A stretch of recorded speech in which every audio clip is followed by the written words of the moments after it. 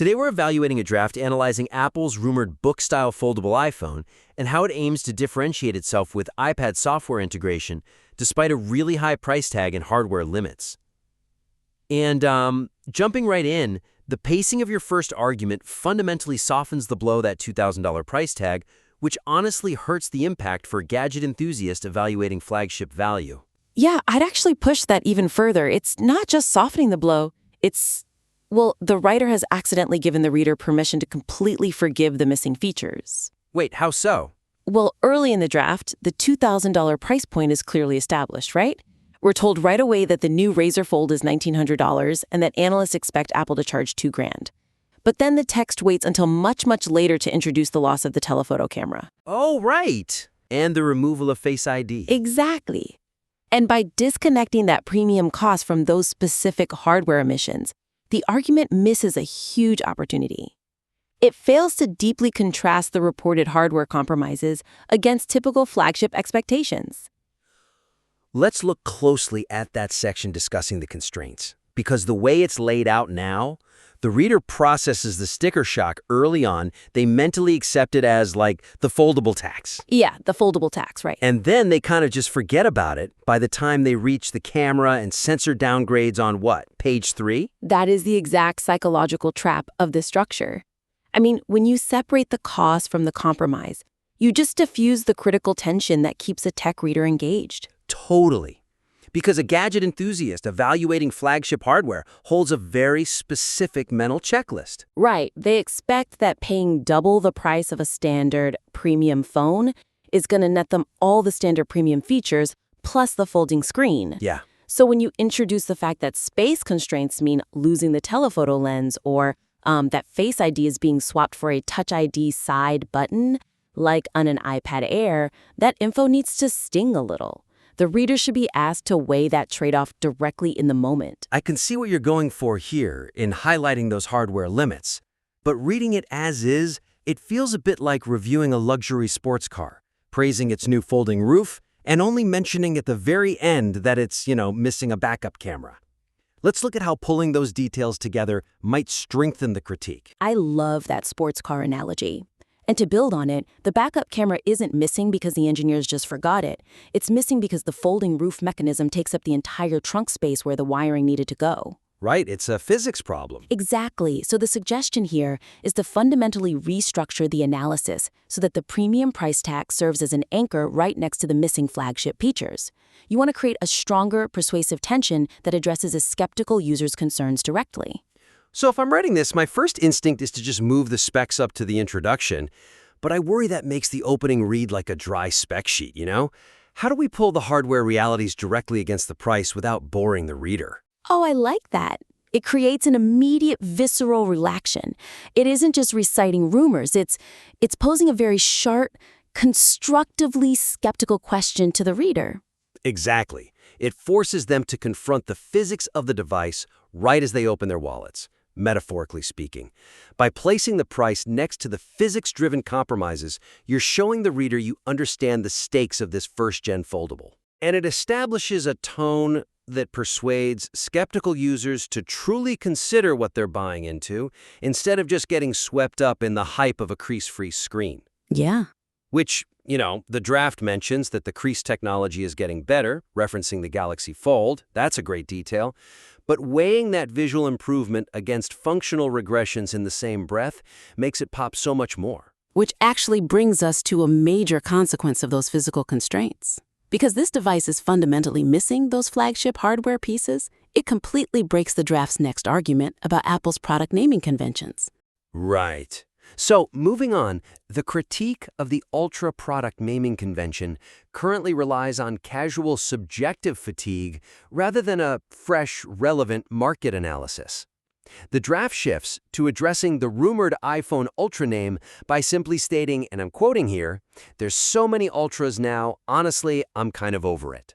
Yeah, and while that casual naming fatigue is relatable, it feels like a massive missed opportunity to analyze exactly why the name fails from an enthusiast perspective, especially since the device lacks the ultra-level hardware we'd literally just discussed. Yeah, it lacks the analytical depth seen in the earlier comparisons to the Razr Fold. Exactly.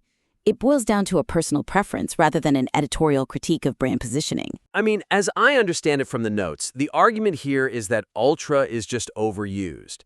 But is there a risk that focusing solely on the sheer number of Ultra devices in the world overlooks the deeper contradiction that this specific phone doesn't actually have Ultra-level hardware? That is the exact blind spot.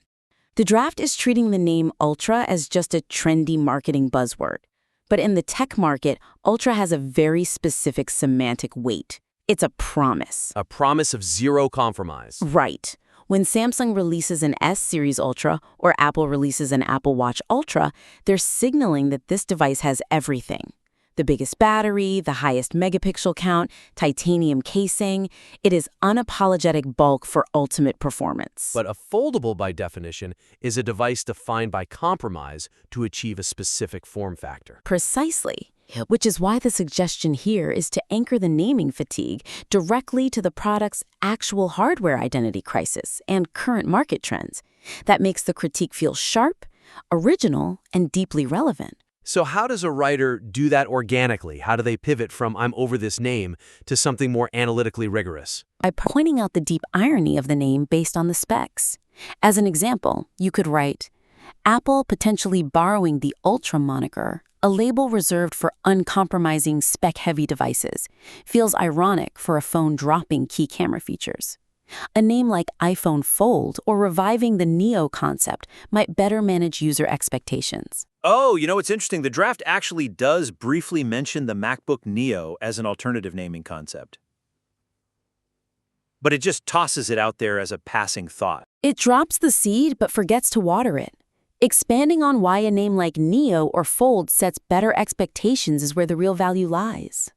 If you call it an iPhone Fold, you're telling the consumer exactly what they're paying for. The Fold. Yes, the Fold. You're implicitly giving them permission to forgive the missing telephoto lens because the name itself justifies the compromise. But calling it Ultra sets a standard the device physically cannot meet. That's a fascinating way to look at brand psychology. And it naturally connects back to our first point about hardware limitations. You're creating a cohesive through line for the entire script. It's all connected. The physical limitations don't just break the Ultra name, they also dictate the software layout. Which brings us to the most technically ambitious part of the draft, and also where it glosses over the biggest reality of mobile development. Right, let's talk about the software. The assertion that iPad software integration will effortlessly solve the foldable user experience oversimplifies the highly specific challenges developers will face bridging two distinct screen ratios. Yeah, the draft presents this really compelling premise that Apple will avoid the clumsy Android software dance because the interior screen will simply run an iPad layout with side-by-side multitasking. Sure. But the weakness is that it completely glosses over the friction of moving an active application from the outer iPhone screen to the inner 7.8-inch display in real time. Claiming Apple could just, quote, perfect this problem right out of the gate just because iPad apps already exist ignores developer scaling constraints. It makes the software integration claims feel a bit unrealistic for mobile hardware. But, let me push back on that a bit just to play devil's advocate.